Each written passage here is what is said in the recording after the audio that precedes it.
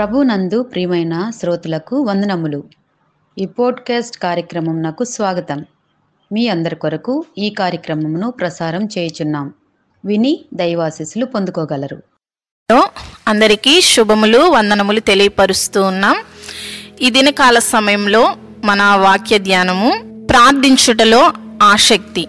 రోమాపత్రిక 1వ అధ్యాయం 9-10 వచనాల్లో మనం చూస్తే, ఇప్పుడెలాగైనను ఆటంకము లేకుండా మీ యొద్దకు వచ్చుటకు దేవుని చిత్తము వలన నాకు వీలు కలుగునేమో అని నా ప్రార్థనల యందు ఎల్లప్పుడూ ఆయనను బ్రతిమలాడుకొనుచు మిమ్మును గూర్చి ఎడతెగక జ్ఞాపకము చేసుకొనుచున్నాను. ఇందుకు ఆయన కుమారుని సువార్త విషయమై నేను నా ఆత్మయందు సేవించుచున్న దేవుడే నాకు సాక్షి.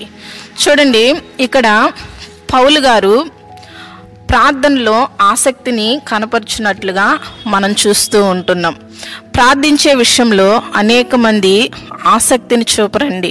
ఎందుకంటే వారి శారీరకమైన బలహీనతను బట్టి, వారి పనుల ఒత్తిడిని బట్టి అనేక మంది ప్రార్థన చేయడానికి ఇష్టపడరు. అయితే ఇక్కడ పౌలు గారు ఆయన ఎల్లప్పుడూ కూడా ప్రార్థన చేయడానికి ఆయన ఆసక్తిని కనపరుచున్నట్లుగా మనం చూస్తూ ఉంటున్నాం. అయితే మనము ప్రార్థించడానికి ఎన్నో ఆటంకాలు మనకు ఎదురవుతూ ఉంటాయి. అయితే ప్రార్థన పట్ల మనము ఆసక్తి కలిగి ఉండాలంటే మనము లూకాసు వార్త 18వ అధ్యాయం 1వ వచనం నుండి మనము చూడగలిగినట్లయితే మనము అక్కడ మనకు విసుకక ప్రార్థన చేయాలి అని మనకు దేవుడు తెలియపరుస్తూ ఉంటున్నాడు. విసుకక ఎల్లప్పుడు కూడా ఈ విషయము ఏదైనా ప్రార్థన చేసినప్పుడు అది జరగకపోతే మనలో విసుక అనేది రాకూడదు అని దేవుని వాక్యం సెలవిస్తుంది. అక్కడ మనకు ఒక న్యాయాధిపతి, పేద విధవరాలు మనకు కనబడతారు.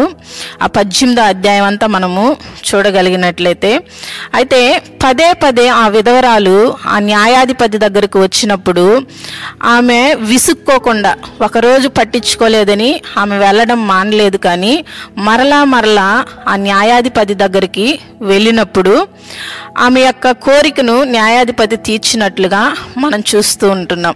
మనము కూడా ఏదైనా విషయాన్ని బట్టి దేవుని దగ్గర ప్రార్థన చేసినప్పుడు అది జరగలేదని మనము విసిగిపోయి మనము ప్రార్థన చేయడం అనేక మంది మానివేస్తూ ఉంటారు. అయితే దేవుని వాక్యం మనకు సెలవిస్తుంది, మనము విసుకక మనము నిత్యము కూడా ప్రార్థన చేయాలి.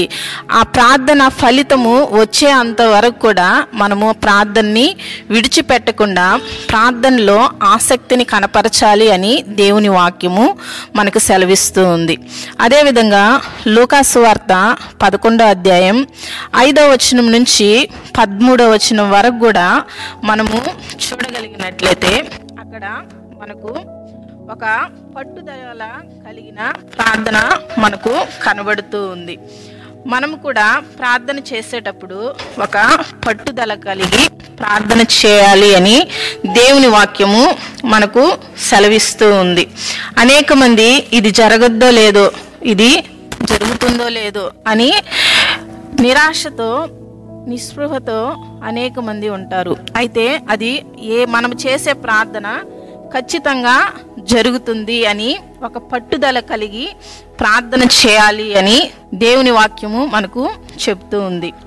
మూడోదిగా మనం చూస్తే మత్తయి సువార్త 21వ అధ్యాయం 22వ వచనం మనం కానీ చూడగలిగినట్లయితే, మనం ప్రార్థన చేసినప్పుడు వేటిని అడుగుదుమో అది దొరుకునని నమ్మిన ఎడల మీరు వాటన్నిటిని పొందితిరని వారితో చెప్పినట్లుగా మనం చూస్తూ ఉన్నాం. అయితే పొంది ఉన్నాము, అది మనకు దొరికింది అని ఒక నిరీక్షణతో కూడిన ప్రార్థన చేయాలి అని దేవుని వాక్యం మనకు సెలవిస్తుంది. పౌలు గారు ఆయన ప్రార్థించే విషయంలో ఆసక్తిని కనపరిచినట్లుగా మనం చూస్తూ ఉంటున్నాం.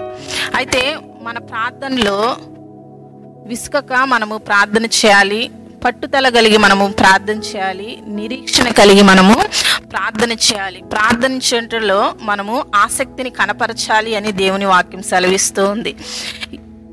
ఏలియా కూడా యాకోబు పత్రిక 5వ అధ్యాయం 17వ వచనంలో మనం చూసినట్లయితే ఏలియా కూడా మన వంటి స్వభావం గల మనుష్యుడే, వర్షింపకుండునట్లు అతడు ఆసక్తితో ప్రార్థన చేసినట్లుగా మనం చూస్తూ ఉంటున్నాం.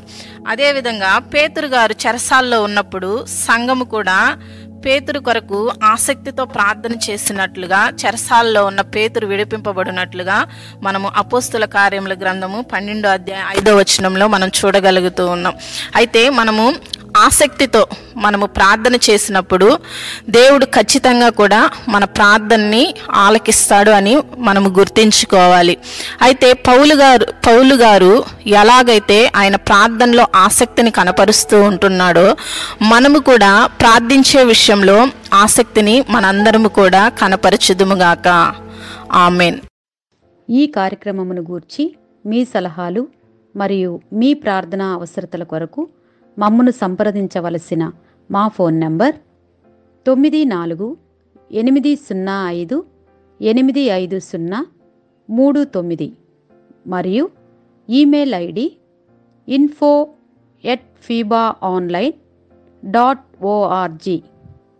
మా ఫోన్ నంబర్ మరొకసారి 9480585039. Email ID info@fibaonline.org.